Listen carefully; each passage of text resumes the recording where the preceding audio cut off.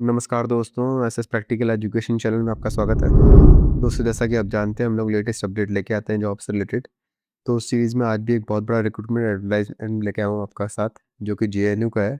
काफ़ी सारी वैकेंसीज़ है इसमें कंप्यूटर से रिलेटेड, चाहे वो सिस्टम एनालिस्ट की हो, जी हाँ 3 पोजीशन यहाँ पे आई है, या फिर वो कंप्यूटर ऑपरेटर की हो, जो कि 1 पोजीशन यहाँ पे आई है।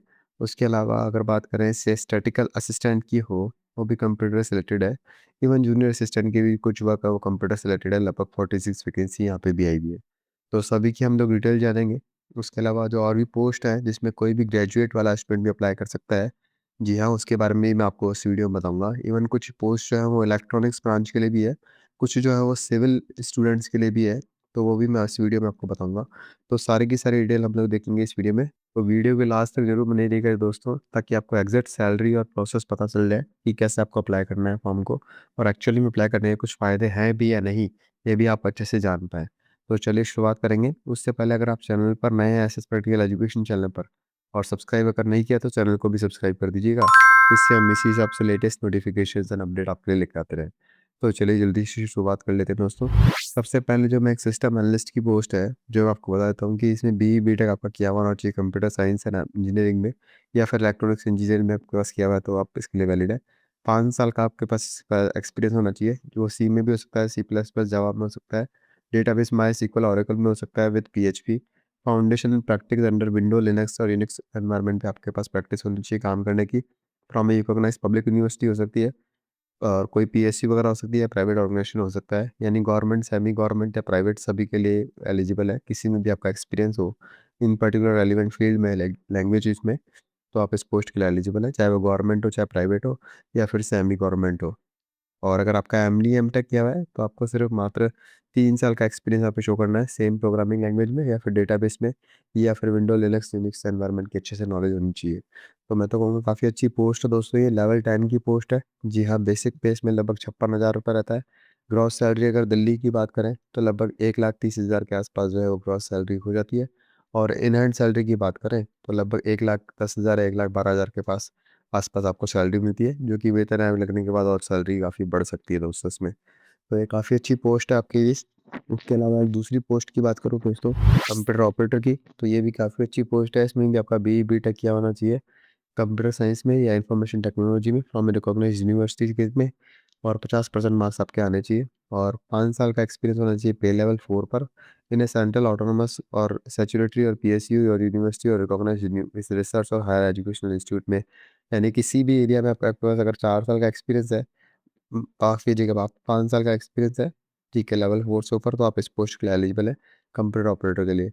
तो मैं आपको बताऊँगा इसकी सारी डिटेल, इसकी एप्लीकेशन फ़ी क्या है, वो भी मैं आपको जल्दी से बता देता हूँ।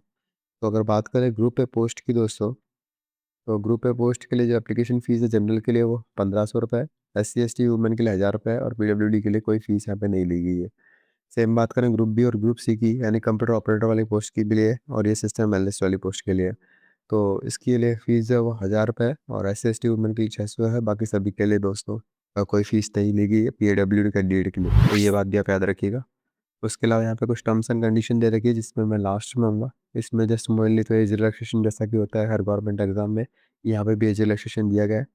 जी हाँ, सिस्टम एनालिस्ट वाली पोस्ट है दोस्तों, वैसे भी इसमें 40 साल की एज लिमिट है, तो आप easily most of the candidate eligible होंगे। आप भर दीजिएगा, और जो कंप्यूटर ऑपरेटर है उसके लिए 35 साल वैसे भी एज लिमिट है, तो आप उसके लिए भी एलिजिबल होंगे। तो वो पोस्ट भी आप देख सकते हैं। उसके अलावा और भी जो पोर्शन पे मैं डिटेल में चर्चा करूँगा, उससे पहले मैं आपको एनओसी का फॉर्मेट बता देता हूँ। इस फॉर्मेट में आपको एनओसी जो है वो अपने ऑर्गेनाइजेशन से कलेक्ट करना रहेगा। जी हाँ, ये 4 पॉइंट के हिसाब से आपको बना के एनओसी आपको कलेक्ट करना पड़ेगा, अगर आप गवर्नमेंट ऑर्गेनाइजेशन में हैं। ये दोस्तों काफ़ी इंपॉर्टेंट चीज़ है एग्ज़ाम को लेकर। एग्ज़ाम का पैटर्न क्या रहने वाला है, तो जिनकी जनरल अवेयरनेस अच्छी है उनके लिए एक एडवांटेज हो सकता है, 30 क्वेश्चन जनरल अवेयरनेस लेंगे। रीजनिंग एबिलिटी, आई थिंक सभी ने रीजनिंग के क्वेश्चंस निकाली होंगे बचपन में, तो 35 क्वेश्चन उसके आएंगे। आपको प्रैक्टिस उसके लिए ज़रूर करनी पड़ेगी, तो वो आप कमेंट करके मुझे रीच आउट कर लीजिएगा, मैं आपकी हेल्प कर दूंगा किस टाइप के क्वेश्चन वगैरह रहते हैं। मैथमेटिकल एबिलिटी की बात करें तो उसमें ही 35 क्वेश्चन यहाँ पर रहने वाले हैं दोस्तों। लैंग्वेज क्वेश्चन की बात करें तो हिंदी या फिर इंग्लिश एक आपको चूज़ करना रहेगा, उसके 30 क्वेश्चन रहेंगे 60 नंबर के। इसके अलावा कंप्यूटर अवेयरनेस के क्वेश्चन रहेंगे 20, और टोटल 40 मार्क्स से रहेंगे। तो टोटल अगर बात करें तो 150 नंबर ऑफ क्वेश्चन रहेंगे, जो इनके मार्क्स रहने वाले हैं वो 300 नंबर का रहने वाले हैं। और इसमें जो है 15 मिनट का टाइम एक्स्ट्रा भी दिया जाएगा अगर कोई विजुअली हैंडीकैप्ड अगर कोई पर्सन है तो उसको। और ये इसका सिलेबस भी दिया हुआ है जनरल अवेयरनेस में किस टाइप के क्वेश्चंस रहेंगे। जो भी जनरल अवेयरनेस एनवायरनमेंट से रिलेटेड होती है, सोसाइटी से रिलेटेड होती है, history, Indian policy, constitution, arts and culture जो होते हैं, उन सब रहेंगे। रीजनिंग एबिलिटी की बात करें दोस्तों तो judgement, decision making, visual memory, discrimination, observation, relationship के क्वेश्चन रहेंगे। मैथमेटिकल एबिलिटी में एलसीएम, एससीएम वगैरह निकालना आपको आना चाहिए। Percentage, average, profit and loss के क्वेश्चन रह सकते हैं। और इंग्लिश या हिंदी के में वही ग्रामर वगैरह, सेंटेंस स्ट्रक्चर करना, सिनोनिम्स, एंटोनिम्स बताना, ये सब बता रहेगी। और नॉलेज ऑफ कंप्यूटर की अगर बात करें तो basic application of computer knowledge आपको पता होना चाहिए, हार्डवेयर नॉलेज होनी चाहिए, सॉफ्टवेयर नॉलेज होनी चाहिए, वर्ड प्रोसेसिंग को पता होना चाहिए। पेपर 2 जो रहेगा तो इस पोस्ट के लिए जो रहेगा उसका भी सिलेबस मैं आपको जल्दी से बता देता हूँ। सिस्टम एनालिस्ट का जो कोर्स रहेगा दोस्तों पेपर 2, इसमें 50 क्वेश्चन रहने वाले हैं। जो क्वेश्चन रहेंगे दोस्तों वो design to test domain and the candidate of word processing, data analysis packages, computer applications के बारे में आपको पता होना चाहिए। और कंपोनेंट ऑफ कंप्यूटर क्या होते हैं, हार्डवेयर सॉफ्टवेयर क्या होता है, ऑपरेटिंग सिस्टम क्या होते हैं, वर्ड क्या होता है, word processing, IoT, internet and security, network वगैरह के क्वेश्चन दोस्तों इसमें रह सकते हैं। 50 क्वेश्चन देंगे, टोटल 200 मार्क्स का हो जाएगा। 150 मार्क्स का पेपर 1 रहेगा और प्लस 50 मार्क्स का जो पेपर 2 रहेगा, जिसमें कि टेक्निकल नॉलेज के क्वेश्चन होंगे। और टोटल 200 जो क्वेश्चन यहाँ पे रह सकते हैं दोस्तों। सेम फॉर कंप्यूटर ऑपरेटर की बात करें दोस्तों तो कंप्यूटर ऑपरेटर में 50 क्वेश्चन रहेंगे, वही based on practical knowledge of computer with reference to word processing and data analysis. इसमें नेटवर्किंग का ज़्यादा पार्ट नहीं रहेगा बट डेटा एनालिसिस के पैकेजेस और वर्ड प्रोसेसिंग के काफ़ी अच्छे क्वेश्चन दोस्तों यहाँ पे भी रह सकते हैं। अगर आप क्वालिफाई कर जाते हैं तो स्किल टेस्ट वगैरह भी रहेगा, बट वो जो कंप्यूटर वाली पोस्ट है उनके लिए सच कोई ज़्यादा स्किल टेस्ट नहीं है। बट अदर पोस्ट अगर आप भर रहे हैं तो उनके लिए स्किल टेस्ट भी दोस्तों यहाँ पे रहेगा। और उसके बाद इंटरव्यू होगा सभी पोस्ट के लिए जो कि 100 मार्क्स का रहने वाला है।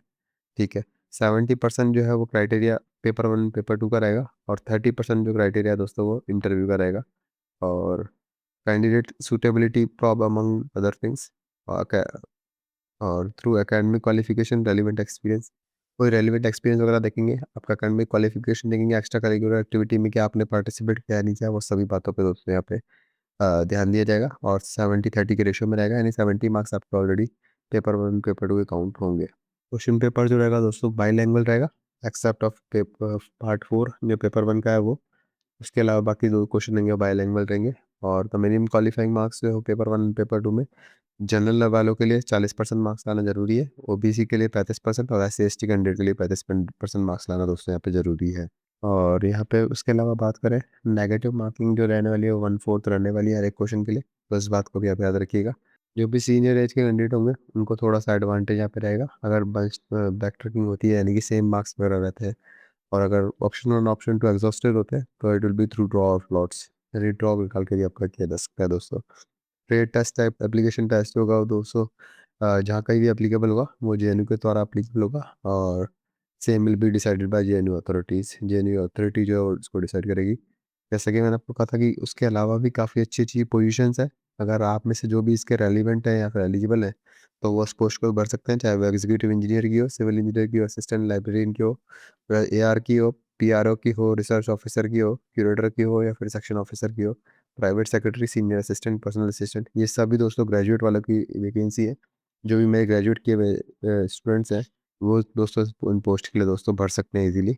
और प्रोफेशनल असिस्टेंट कम और असिस्टेंट, और उसके अलावा बात करें statistical assistant, assistant manager, assistant और लेबोरेटरी असिस्टेंट, ड्राफ्टमैन, ये वन कुछ पोजीशन जो इसमें वो 10+2 की भी है।